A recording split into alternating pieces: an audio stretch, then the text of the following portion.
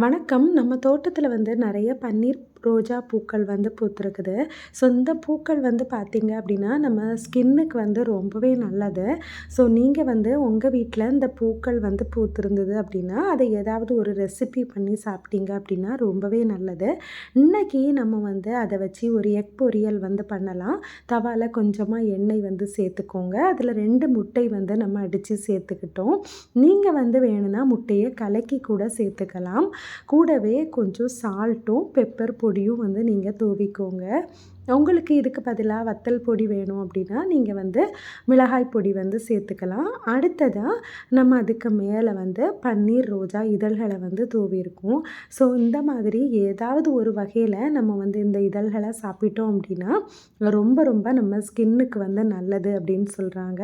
So, கண்டிப்பா உங்க வீட்ல இந்த ரோஜா இருந்தது அப்படின்னா, இந்த மாதிரி ஒரு வாட்டி ட்ரை பண்ணி பாருங்க. டேஸ்ட்டில் எந்த டிஃப்ரென்ஸுமே உங்களுக்கு தெரியாது. அப்படியே நம்ம எக்கு சாப்பிட்ற மாதிரியே இருக்கும்.